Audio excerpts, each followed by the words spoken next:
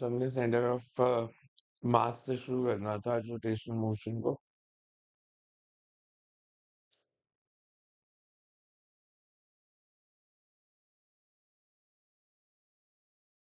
अगर हमने पहले सेंटर ऑफ मास होता क्या है, normally competitive point of view से पढ़ेंगे कि कौन से कंसेप्ट्स रिक्वायर्ड है एंड किस तरह से न्यूमेरिकल सॉल्व करने रादर देन डेफिनेशंस। तो सेंटर ऑफ मास को हम लेते हैं that point of a system where whole mass is supposed to be concentrated. It may be there, it may not be there. Centre of मास के लिए जरूरी नहीं है कि वो बॉडी के ऊपर ही लाई करे, it can lie outside the body also. तो इसे that point where the whole mass is supposed to be concentrated and it moves in the same way as the body or system would have moved on application of force. Definition जो भी रहे, but simple concept ये है कि अगर हमारे पास symmetrical body है कोई भी, तो centre of mass is at the centre. अगर मेरे पास यूनिफॉर्म डिस्ट्रीब्यूशन ऑफ मास है, तो डिस्क का सेंटर ऑफ मास उसके सेंटर पे होगा, रिंग का सेंटर ऑफ मास उसके सेंटर पे, रॉड का सेंटर ऑफ मास उसके सेंटर पे। But we initially start with centre of mass of particle systems. अगर हम पार्टिकल सिस्टम्स लेते हैं,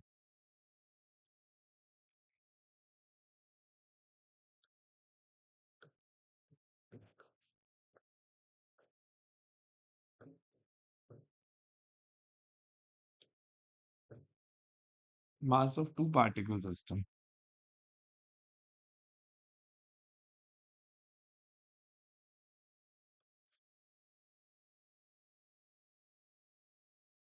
centre of mass of two particle system का मतलब है कि अगर मेरे पास सिस्टम में दो ही पार्टिकल्स हैं,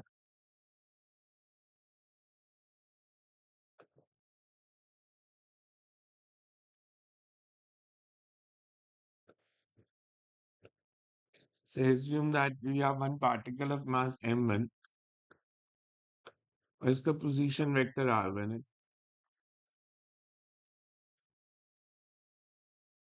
another particle m2 whose position vector is r2। पहला फंडा तो ये रहता है कि जो सेंटर ऑफ मास है दो पार्टिकल्स का, m1 m2 अगर दो पार्टिकल्स हैं, it must always lie on the line joining the two particles. Two particles के लिए कोई बहुत टफ नहीं रहता कि अगर इन दोनों की लाइन जॉइनिंग को मैं ऐसे ड्रॉ करता हूँ, तो centre of mass must lie on this line, कि इन दोनों के बीच में, and it always lies near the heavier particle. दोनों में से जो हैवी है उसकी तरफ लाई करेगा। तो अगर उसके कोऑर्डिनेट निकालने हैं सेंटर ऑफ मास के, तो you can say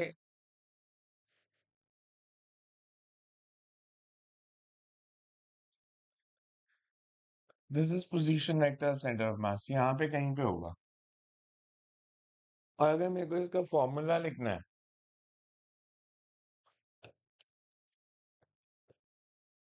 for two particles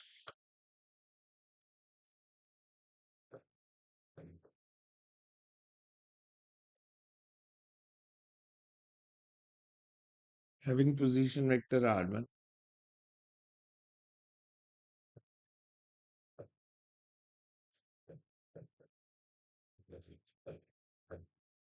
and m2 with position vector r2, तो सेंटर ऑफ मास का जो पोजीशन वेक्टर होगा दैट विल ऑलवेज बी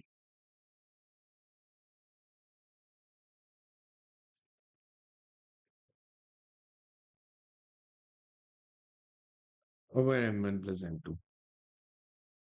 फिर से अगर दोनों इक्वल है, मासेस सेम है, तो सेंटर ऑफ मास सेंटर पे लाई करेगा। अगर इन दोनों को मैं m पुट कर दूं, तो centre of mass will be at r1 plus r2 by 2। अब इनको कोऑर्डिनेट फॉर्म में भी लिख सकते हो। कोऑर्डिनेट फॉर्म में if you right r1 is x1i plus y1j plus z1k and r2 is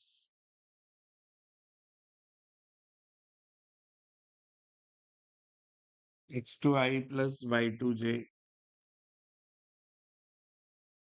plus z2k। तो RCM can be written as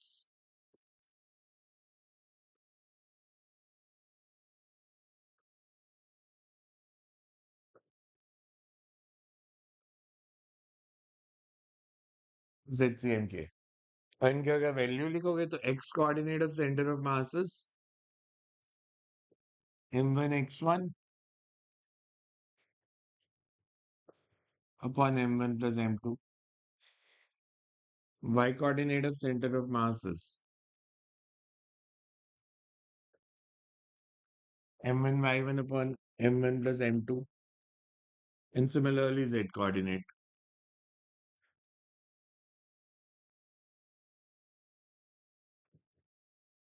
तो बेसिकली अगर आपको सेंटर ऑफ मास निकालना है टू पार्टिकल सिस्टम का, first thing you require is to know basic coordinate geometry कि आप coordinates कैसे निकालोगे. Once you know the coordinates you can find the centre of mass.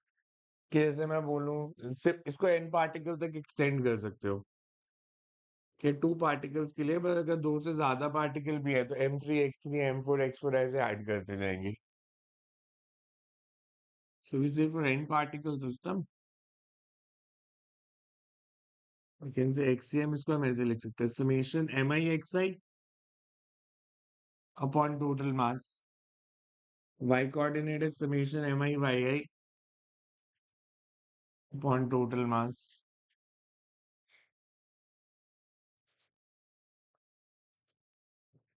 upon total mass. तो इस form में आप निकाल सकते हो कि अगर सेंटर ऑफ मास निकालना है. Now if you take the example, कि अगर हम ये एग्जांपल ले कि मेरे पास दो मासेस हैं 1 kg and 2 kg, one is at x is equals to 0, other is at x is equals to 3. हमें एक चीज समझ में आनी चाहिए कि सेंटर ऑफ मास आंसर से इजीली चेक हो जाता है. It should lie near the heavier particle. तो उसका डिस्टेंस हमेशा 2 kg से कम होगा, 1 kg से ज्यादा होगा. अगर मैं इसको ड्रॉ करूं, हमें ऐसे गिवन है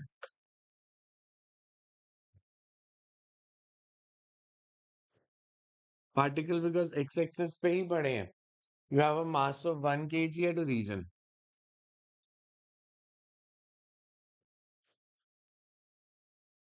तो इसके कोऑर्डिनेट्स हो गए 0 0, मतलब एक्स कोऑर्डिनेट भी 0 और वाई भी 0. सेकेंड पार्टिकल ऑफ 2 kg, इसका एक्स कोऑर्डिनेट 3 और वाई कोऑर्डिनेट 0. तो वैसे यहां से हमें पता है x1 is 0, y1 is 0, x2 is 3 and y2 is 0. Because y1 y2 दोनों 0 है, तो y coordinate of centre of मास तो 0 ही आएगा.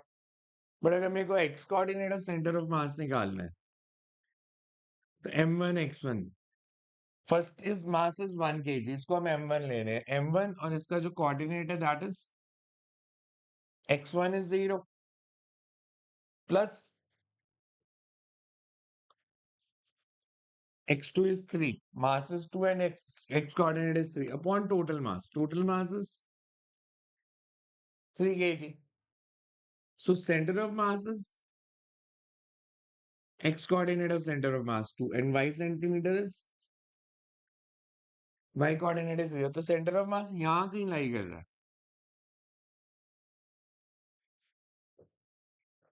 मतलब इसका 2 kg से जो डिस्टेंस है दैट इज 1 मीटर, और यहाँ से जो डिस्टेंस है दैट इज 2 मीटर. ठीक है. इसको आप हमेशा आंसर को ना चेक कर सकते हो, अगर टू पार्टिकल सिस्टम है आपका आंसर सही आया या नहीं आया. अगर मैं इसको लूं, this is distance of 2 kg from center of mass. This is distance of 1 kg from center of mass. इन दोनों का प्रोडक्ट इन दोनों के प्रोडक्ट के इक्वल होगा. मतलब mass into distance of centre of mass should be same for both the particles. कि जैसे इस केस में आ रहा है 1 into 2 should be equals to 1 into 2, because इधर डिस्टेंस 1 है, मास 2 है, इधर मास 1 है, डिस्टेंस 2 है. तो ये हमेशा इक्वल आएंगे. सेंटर ऑफ मास की जब बात आएगी, वैसे coordinates of centre of mass can very depending on आप ओरिजिन किसको लेते हो. सेंटर ऑफ मास का पोजीशन नहीं बदलेगी. मतलब सेंटर ऑफ मास यही है, ये पॉइंट पी, ये नहीं चेंज होगा। तो इसके कोऑर्डिनेट बदल सकते हैं, कोऑर्डिनेट बदल सकते हैं बिकॉज अगर मैं ऐसे लेता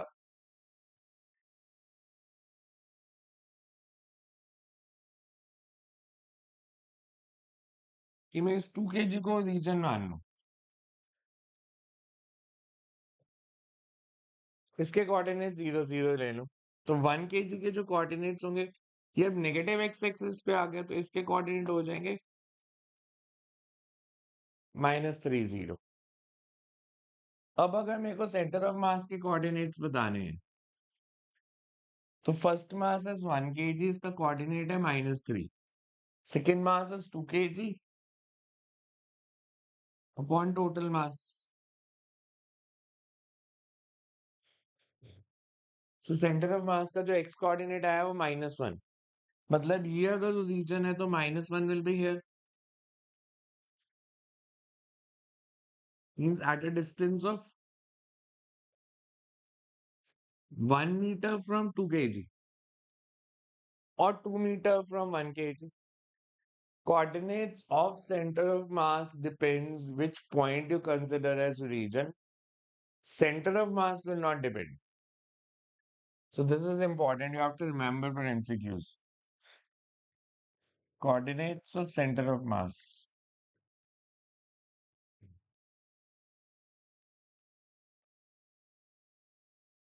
depends on origin,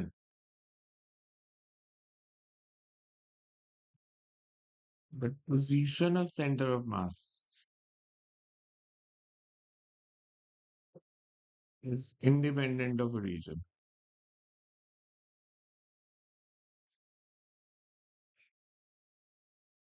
ये सबसे सिंपल न्यूमेरिकल होता है कि टू पार्टिकल सिस्टम है, दोनों के कोऑर्डिनेट्स अगर आपको पता है तो आप सेंटर ऑफ मास निकाल सकते हो। जितने भी पार्टिकल होंगे हम इसी फॉर्म में निकाल लेंगे, बट अगर हमें कोऑर्डिनेट्स पता है, position vector of centre of मास पता है, तो जो वेलोसिटी ऑफ सेंटर ऑफ मास होगी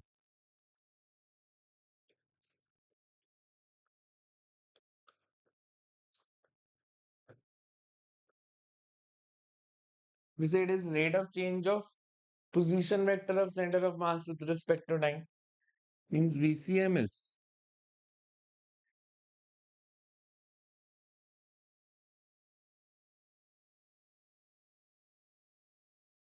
rate of change of position vector, and formula is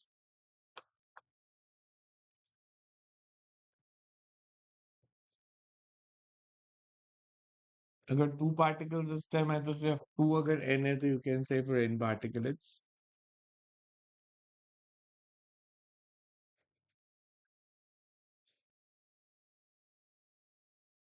similarly acceleration of centre of मास अगर लिखोगे, एक बार ये और डिफरेंशिएट कर देंगे,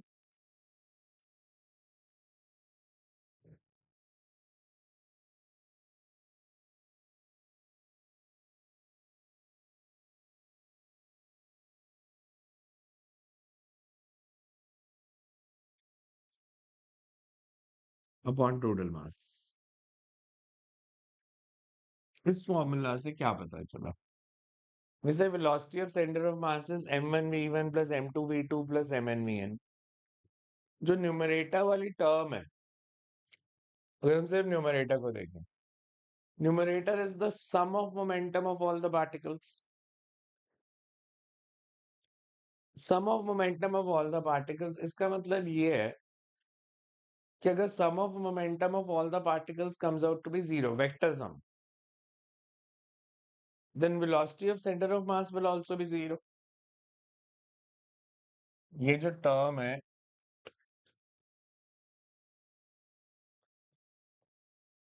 m1v1 plus m2v2 plus mnvn, अगर आपसे पूछा जाए क्या है, तो this is basically vector sum of linear momentum of all particles.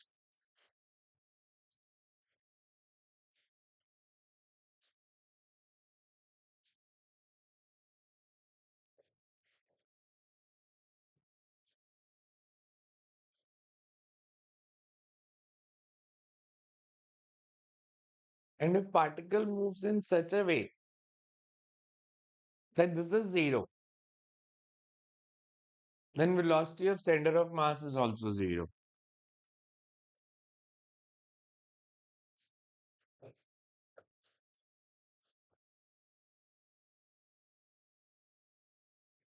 If sum of momentum of all particles is zero,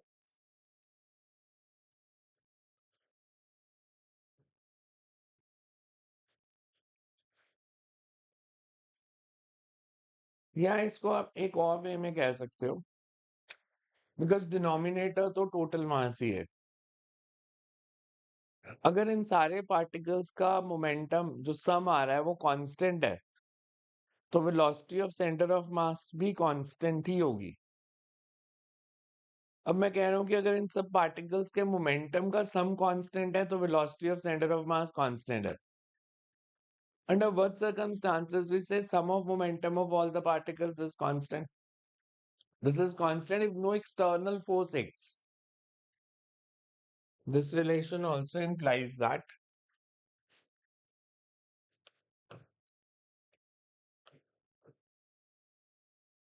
if momentum for all particles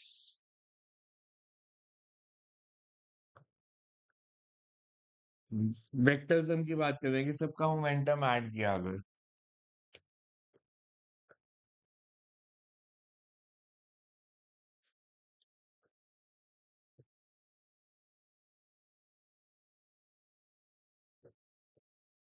तो सेंटर ऑफ मास की velocity भी कांस्टेंट ही आएगी। और इसको आप ऐसे भी कह सकते हो, ऐसे केसेस में acceleration of centre of mass is zero. ये सेटिस्फाई कब होगी? लीनियर मोमेंटम कांस्टेंट कब होगा? If no external force acts. Because law of conservation of linear momentum is if no external force acts, momentum of system is constant.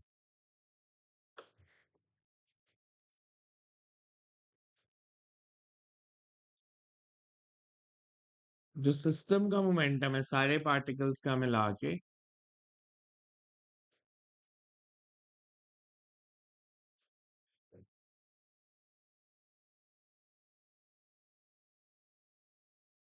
तो velocity of centre of मास भी constant है।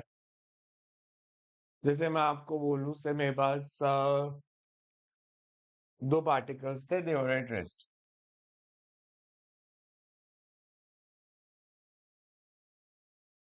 Frictionless surface पे पड़े थे। मान लो one is mass m1, other is mass m2। Initially ये system rest पे है।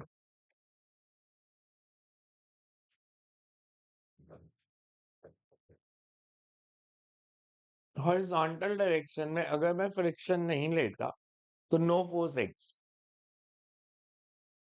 इस पे कोई फोर्स नहीं लग रही हॉरिजॉन्टल डायरेक्शन में एक्सेप्ट म्यूचुअल ग्रेविटेशनल फोर्स।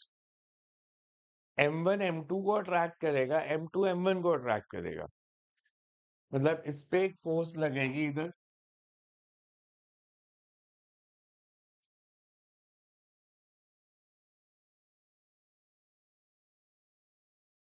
और इस पे फोर्स लगेगी F21। Now we say that if no external force acts, if no external force acts, then linear momentum should be constant. Initially zero था तो फाइनल मोमेंटम भी zero ही रहेगा। मतलब अगर ये मूव करेगा v1 से,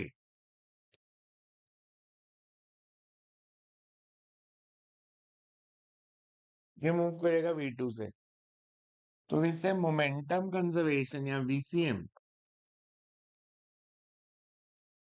बिकॉज मोमेंटम इनिशियली जीरो था तो सेंटर ऑफ मास की वेलोसिटी जीरो थी, final velocity of centre of mass should also be zero, मतलब m1 v1 upon total mass is zero, or you can say that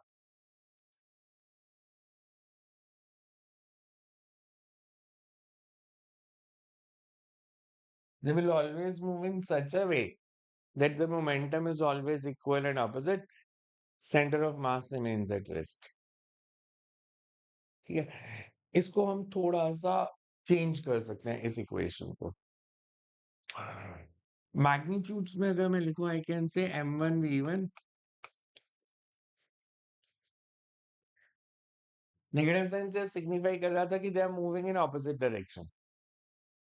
तो we can say m1v1 is equals to m2v2. Now, if we say m1v1,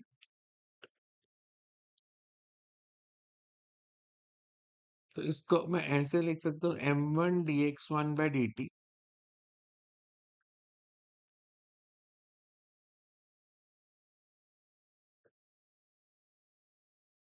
m2 into dx2 by dt. और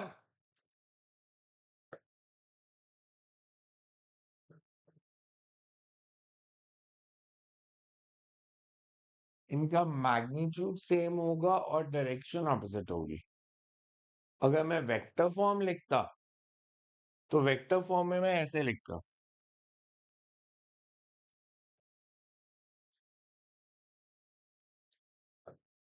that m1 dx1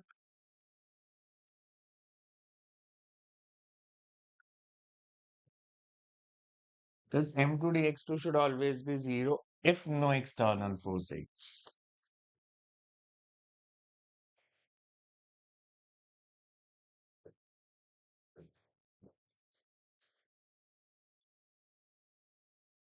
If no external force acts.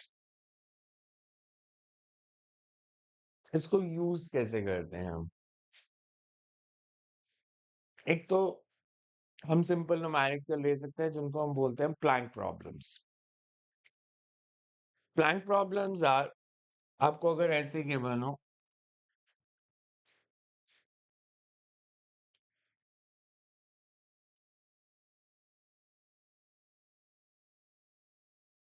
से मेरे पास एक horizontal frictionless surface,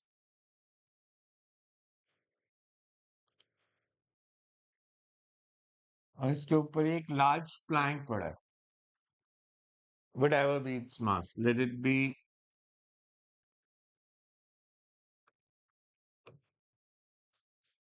100 kg. ठीक है, इसके ऊपर there is a man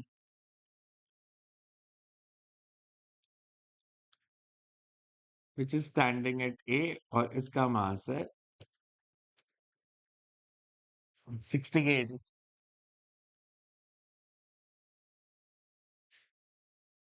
Man moves from A to B. A plank of length, let it be 10 meter. हमें बताया man चल के A से B तक गया, what will be the displacement of plank? तो कंजर्वेशन सिस्टम में दो मासेस हैं, one is plank, one is man. Friction हमने ली नहीं, हमने लिया है कि कोई फ्रिक्शन नहीं है ग्राउंड से.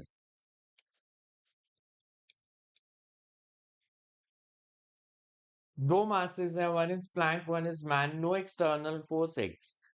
If no external force acts means linear momentum. Initially ये दोनों static थे, plank भी रुका हुआ था, man भी रुका हुआ था, तो इनिशियल मोमेंटम जीरो था. मैन अगर चल रहा है तो मैन प्लैंक पे फोर्स लगाएगा चलने के लिए, प्लैंक मैन पे लगाएगा, तो वो इंटरनल फोर्स है, सिस्टम के अंदर से लगी है. Because we have assumed man and plank to be a system. So whatever force they exert on each other, that is an internal force. So we say that when man starts moving towards right, the plank starts moving towards left. Because man ने अगर plank पे चलना है तो वो plank को पीछे push करेगा, अब plank man को आगे push करेगा. तो they move in such a way कि linear momentum system का change ना करे. जब वो B पे पहुंचा तो सिचुएशन कुछ इस तरह से थी, प्लैंक थोड़ा सा पीछे आ गया था,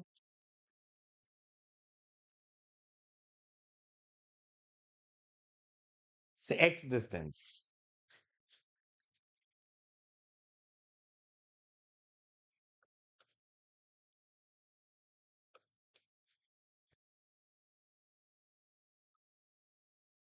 मतलब ये डिस्टेंस भी x ही होगा।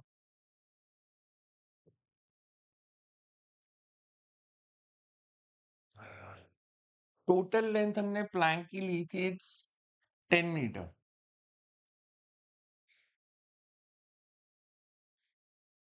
तो ये अगर x है, this will be 10 - x।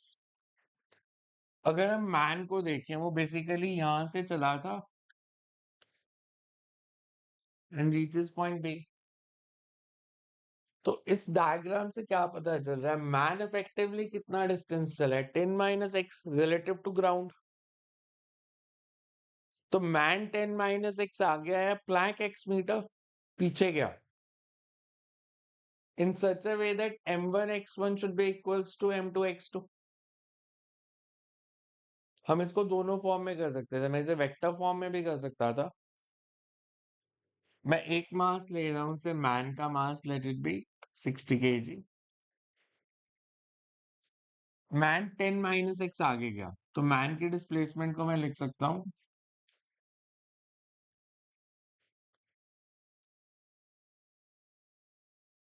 Towards positive x axis. Plank का मास है 100 kg। प्लैंक x मीटर पीछे आया है, इसकी डिस्प्लेसमेंट को लिखना पड़ेगा -xi। एंड हमने इक्वेशन लिखी थी m1 dx1 plus m2 dx2, this should be 0।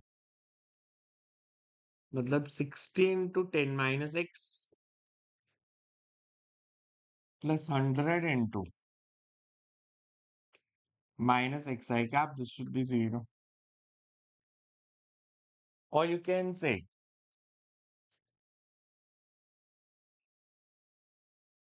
60 × 10 - x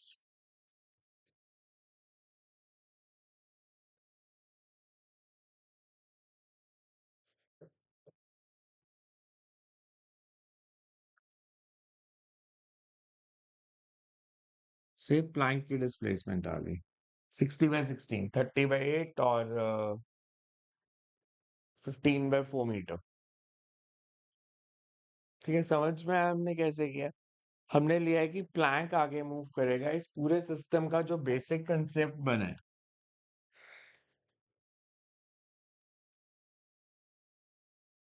कि मैन एंड प्लैंक का system part of system.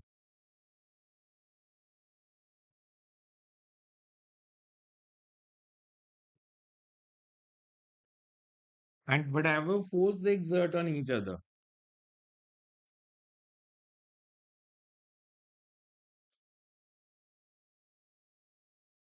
force exerted on each other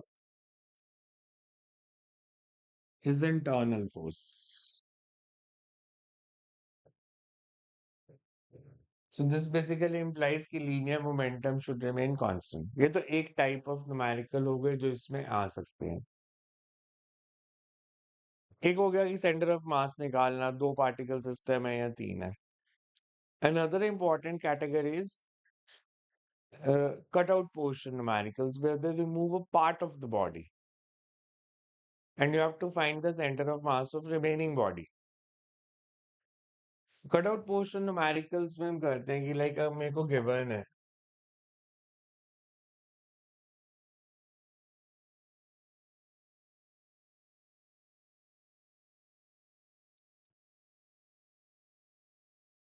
जैसे मान लो if you have a square,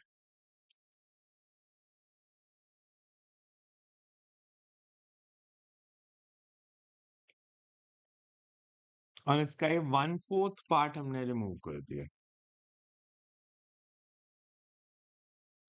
ठीक है, ये 1/4 पार्ट रिमूव कर दिया। मतलब अगर टोटल लेंथ इसकी a थी,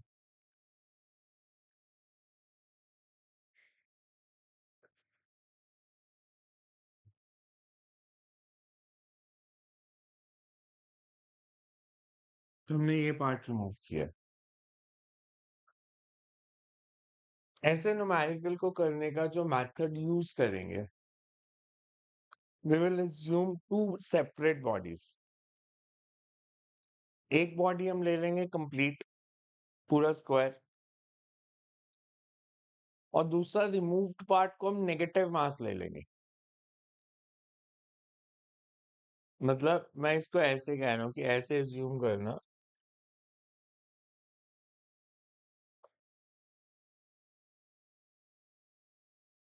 कि एक तो ये कंप्लीट बॉडी है स्क्वायर, और एक जो है रिमूव्ड पार्ट है।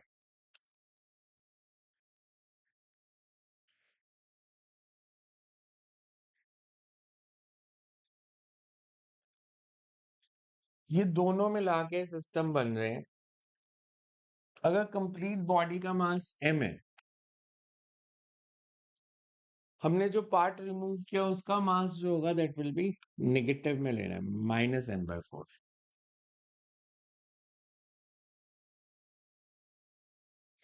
अगर मैं आपसे पूछूं ये पूरा स्क्वायर है, इसका सेंटर ऑफ मास कहाँ पे है, तो इसका सेंटर ऑफ मास इसके सेंटर पे लाई करेगा अगर हमने कुछ रिमूव ना किया होता।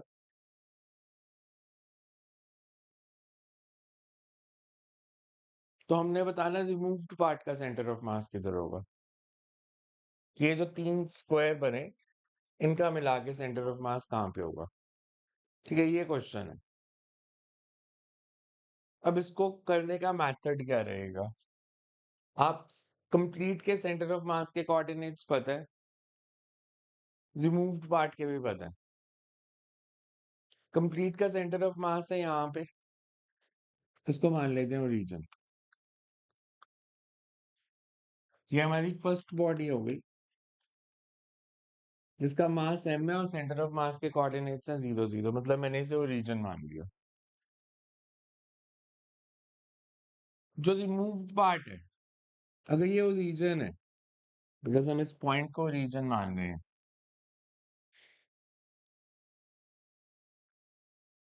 जो रिमूव्ड पार्ट का सेंटर ऑफ मास है वो यहाँ पे होगा कहीं पे, इसके सेंटर में।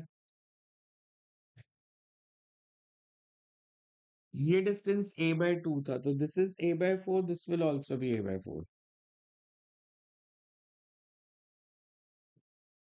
तो रिमूव्ड पार्ट का सेंटर ऑफ मास के कोऑर्डिनेट्स हैं a/4 और a/4, और इसका मास जो है that is -m/4।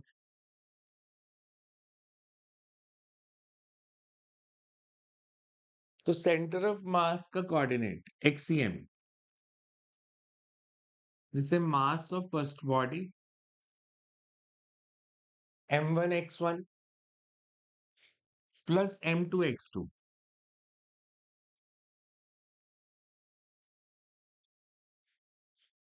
Upon m1 plus m2, so 3m/4, this comes out to be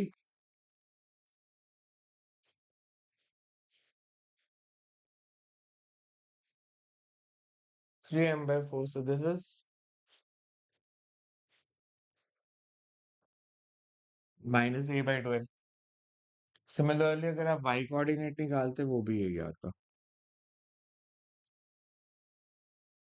तो -a/12 एंड -a/12 मतलब यहाँ पे कहीं पे।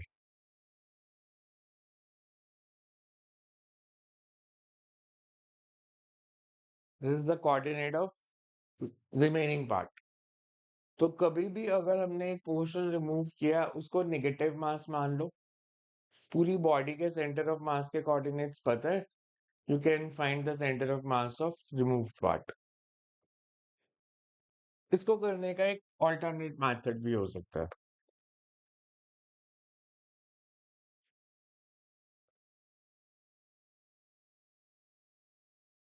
ऑल्टरनेट मेथड है कि हम इसको ले लें कि ये दो अलग अलग मासेस हैं,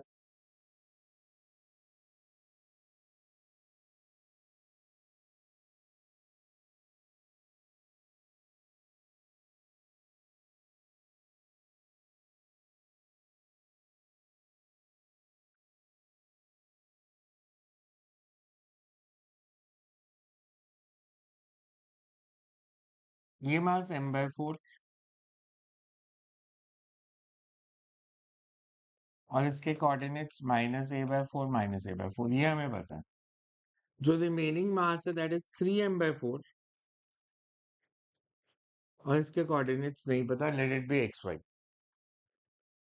पर हमें ये पता है कि अगर हम इन दोनों बॉडीज को कंबाइन कर दें तो centre of mass is at origin. अगर मैं इसमें फॉर्मूला लगाऊं कि मैं m1 को लूं m/4 विद कोऑर्डिनेट्स a/4 दूसरा मास 3m/4 और कोऑर्डिनेट्स xy, और जो x coordinate of centre of मास है वो 0 है और y coordinate of centre of मास भी 0 है, बिकॉज मैंने कंबाइन इन दोनों का मिला के सेंटर ऑफ मास रीजन पे लिया है। अगर मैं इस फॉर्मूला में वैल्यूज पुट कर दूं, मैं xcm is 0, m/4 into a/4, दूसरा मास 3m/4 और उसका coordinate x upon total mass, this is 0। तो यहां से भी अगर आप x कोऑर्डिनेट निकालोगे रिमेनिंग पार्ट के, this comes out to be a/2l।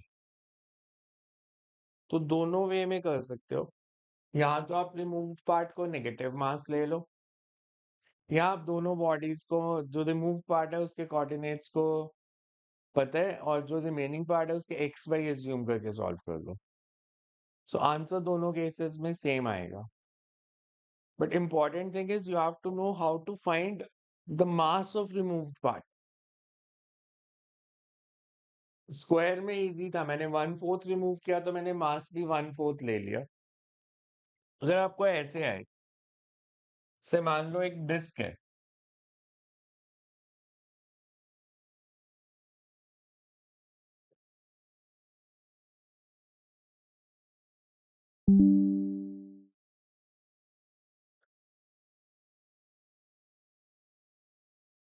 a disk of radius r,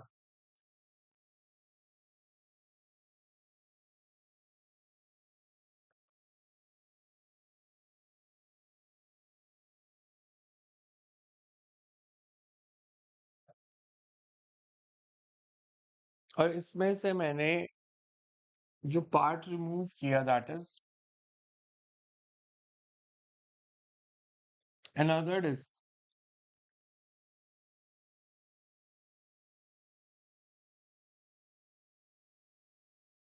and the radius of this removed part is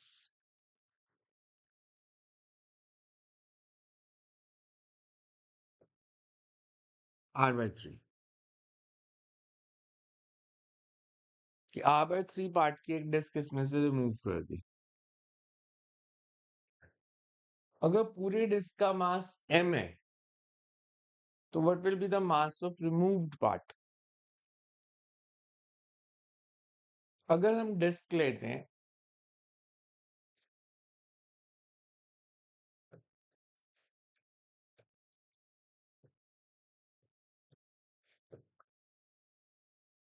mass of disk is volume into density,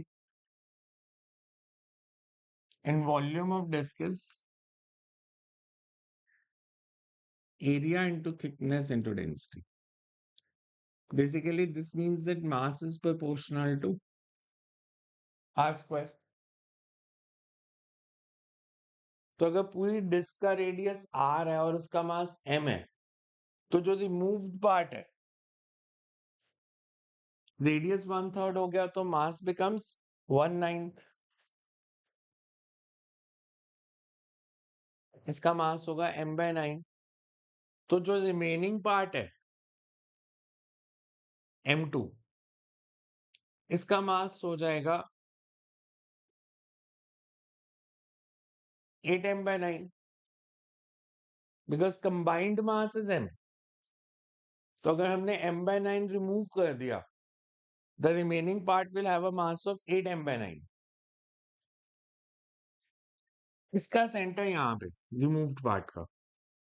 अगर मैं कंबाइंड का centre of मास लेता हूँ origin पे, मतलब ये removed part और बची हुई ये डिस्टेंस जो है दिस इज,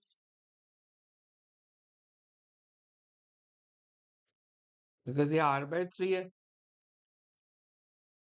तो दिस इज 2r/3। तो m/9 के जो कोऑर्डिनेट्स बनेंगे,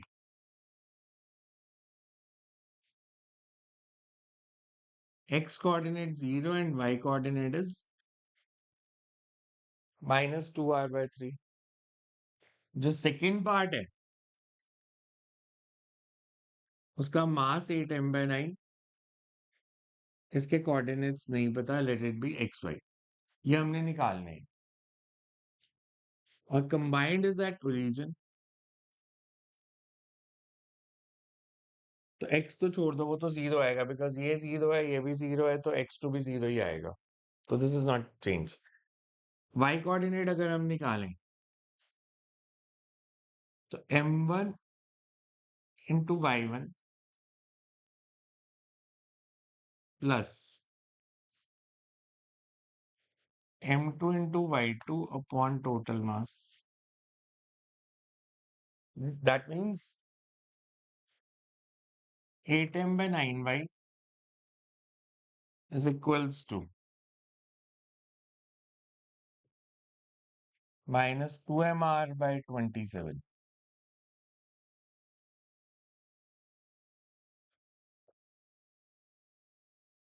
So y comes out to be minus r/3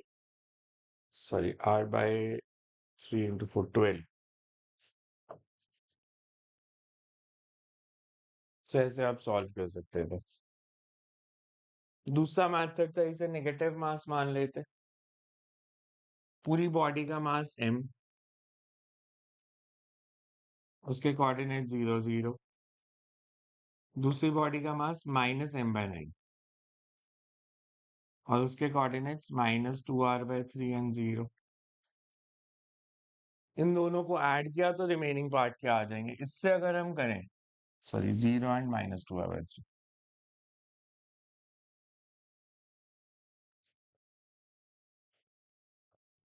इससे भी अगर आप करोगे तो y कोऑर्डिनेट आएगा m into 0 -m/9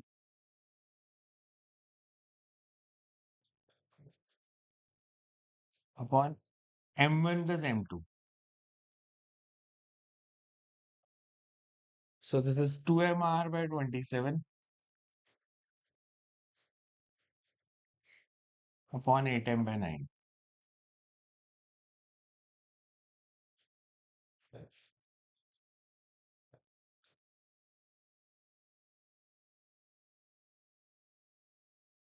So plus r/2। So दोनों मेथड्स को एक बार ही देख लेना। सो इनको फिर और इसके न्यूमेरिकल्स करेंगे, किस टाइप के और न्यूमेरिकल्स आ सकते हैं। अभी सिर्फ आज दो ही कैटेगरीज की हैं। एक, अगर हमारे को दो पार्टिकल्स दिए उनका सेंटर ऑफ मास कैसे निकालना है, तीन होते तो भी सिर्फ वैसे ही करना है, कोऑर्डिनेट्स मार्क करने हैं। एक हमने किया कि कट आउट पोर्शन कैसे करेंगे, कि अगर हमने एक पार्ट को रिमूव कर दिया उसके सेंटर ऑफ मास कैसे निकालेंगे। And third, plank problems. कल इसी की थोड़ी सी और प्रैक्टिस करेंगे आगे जाने से पहले।